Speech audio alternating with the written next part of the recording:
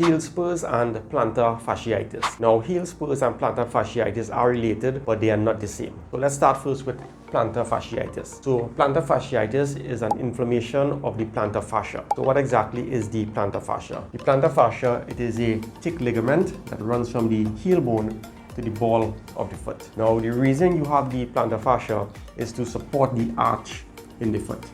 And the reason the foot has an arch is for shock absorption for when you're running, jumping, or walking. Now, plantar fasciitis, really it is a repetitive strain injury. So the most classic pain pattern for plantar fasciitis is that when the person gets off the bed in the morning and they put their foot on the floor, they report that there is a very sharp heel pain.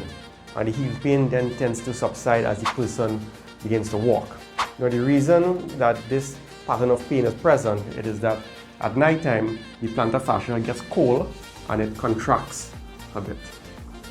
So as you get up in the morning and you put your foot on the floor, what happens is the attachment point at the heel is under a lot more strain because the plantar fascia is colder and shorter. As you begin to walk, the plantar fascia itself begins to warm up and then it begins to stretch and lengthen.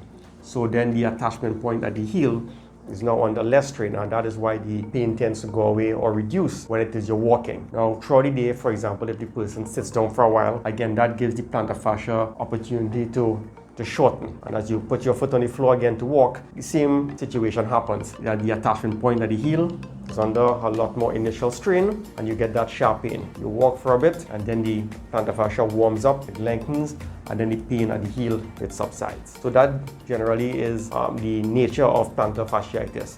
Plantar fasciitis is very common in people who are on their feet a lot, people who do a lot of, let's say, running and jumping, maybe those doing certain explosive exercises at the gym.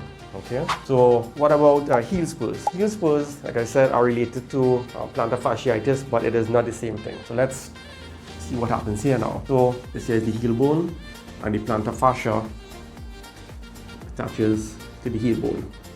Now, when this attachment point here is under a lot of strain, it becomes inflamed. Now, what happens during the inflammation is that the body lays down some calcium deposits within the plantar fascia, and that there is the heel spur. The heel spur generally, in most cases, is not the source of pain, but the heel spur it forms when there is a chronic plantar fasciitis with this inflammation going on for months at a time, and the body laying down the calcium deposits. So when you do the x-ray, let me just magnify this a bit here. So that's the heel bone. You do the x-ray, and then you see this spur at the heel. And it is very common to think that the heel spur is the source of the pain. But in actuality, what is the source of the pain is the plantar fasciitis. The heel spur comes later. To do a simple massage of the plantar fascia under the foot, you can use a golf ball. Some people recommend also using a broom handle, a frozen water bottle. A golf ball works pretty well as well. So putting the golf ball on the floor.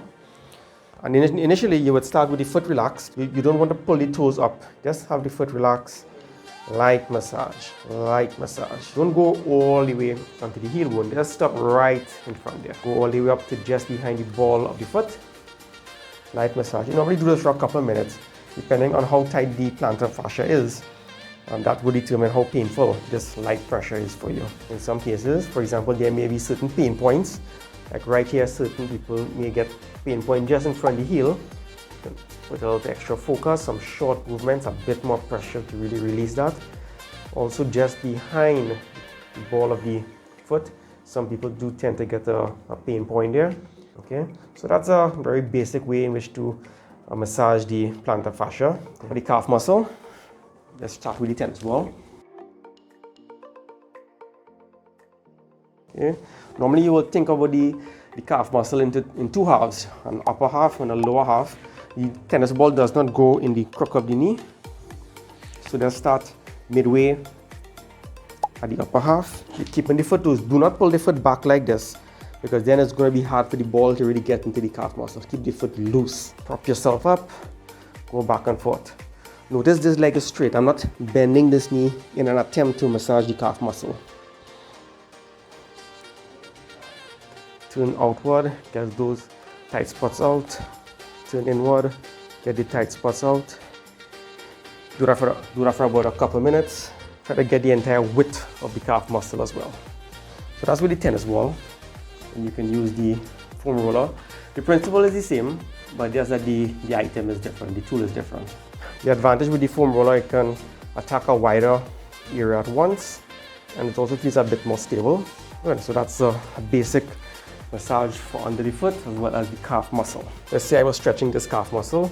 I put it behind, support myself. I'm not bending the knee, keeping it straight for now. Go forward, hold it. There's no bouncing. There's no bouncing. You just hold and you support yourself. Hold for about a minute or two, and then you can then bend this knee here to attack the lower part of the calf. Then you're going to feel that stretch transfer to the lower part of the calf muscle. Support yourself. Make sure you feel stable. No bouncing. When you're done, ease out of it. Then you switch and do the other leg. Take an item like a dumbbell or something that's slightly elevated. Lean forward and you're going to feel a stretch. You're going to feel a stretch right there. In fact, I can feel my plantar fascia actually beginning to pop out. My plantar fascia is a bit tight. So I'm feeling that stretch right there. It feels very tight, like a bowstring. I can feel it very tight. Again, no bouncing, no bouncing. You're going to injure yourself. Make sure you feel stable, relax. Keep it there for a couple of minutes, and you relax out of it, and then you switch to the next foot.